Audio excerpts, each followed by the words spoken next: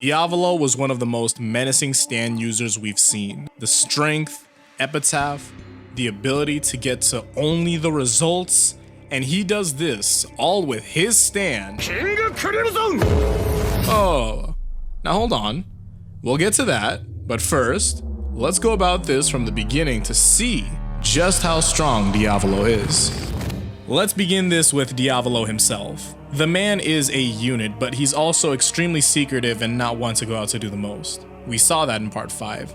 The only thing we've seen that was a test of his own strength so far has been him holding up the fortune teller with one arm, which in our standards is pretty strong. He's not shaking either. He's holding him like it's nothing. I want to say that he's capable of more above peak human feats, but we don't see much, and this is just a lifting feat, so that doesn't say anything about what he's capable of with his own hands. Plus, Diavolo mostly fights using King Crimson, as he doesn't necessarily need a reason to do anything with his own body. Now we have the durability of Diavolo and Doppio. Is that how you say it? I don't want to get hurt again in the comments because people be saying mean things. And it doesn't say the most either from what we've seen. Let's look to Risotto and Doppio. A lot of the damage you see on Doppio would and could kill people off rip or kill someone if it goes untreated, but that doesn't say the most because this is anime we're talking about. It would be crazy to survive this type of stuff as a 3D human being, but for them it's not exactly the most insane thing. What I will say is extremely inhuman is the stamina of their body and how long it takes for them to get down, which really didn't even happen in the fight.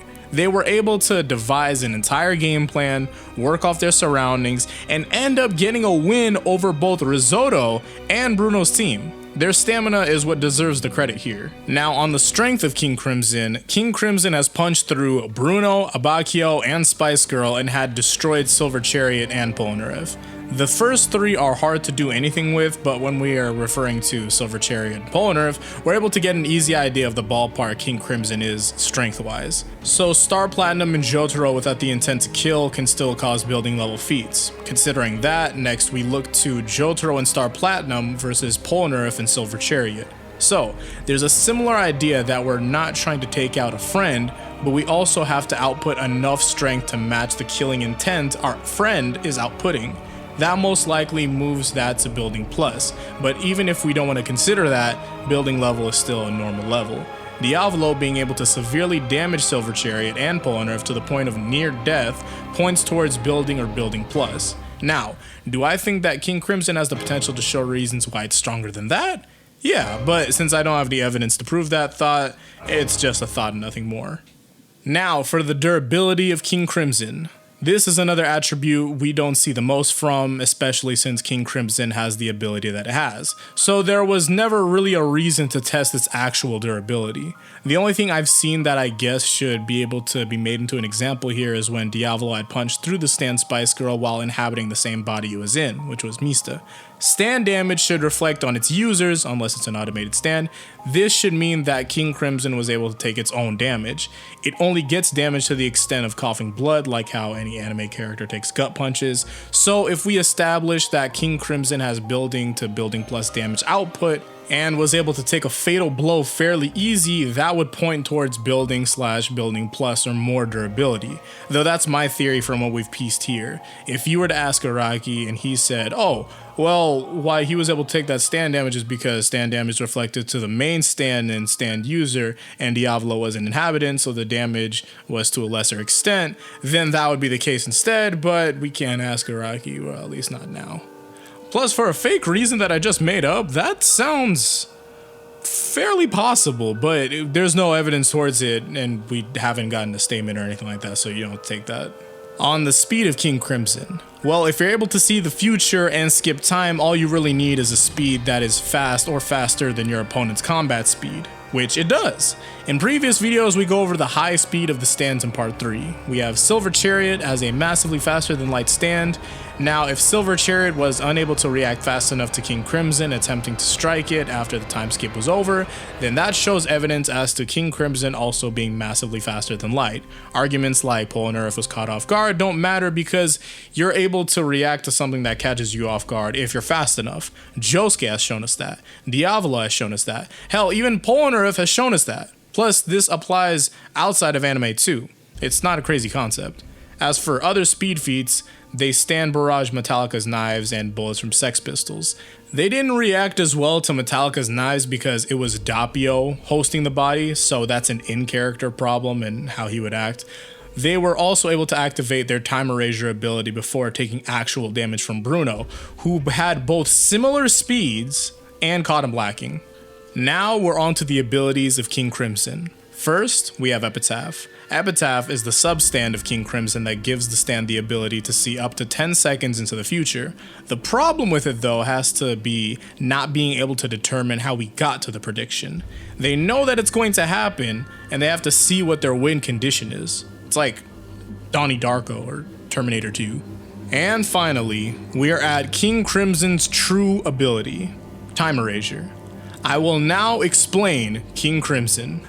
So yeah, it's actually fairly easy to understand when you look into it for what it is. Oh wait, did something? Huh. Oh, I'll explain it again.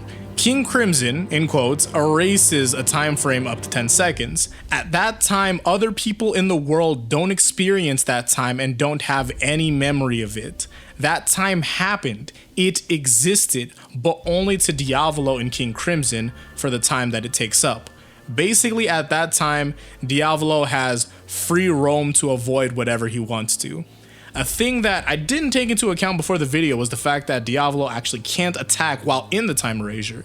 If you look to the JoJo Wiki, it'll refer to a page in JoJo Velar where the information is there, but I am without JoJo Velar.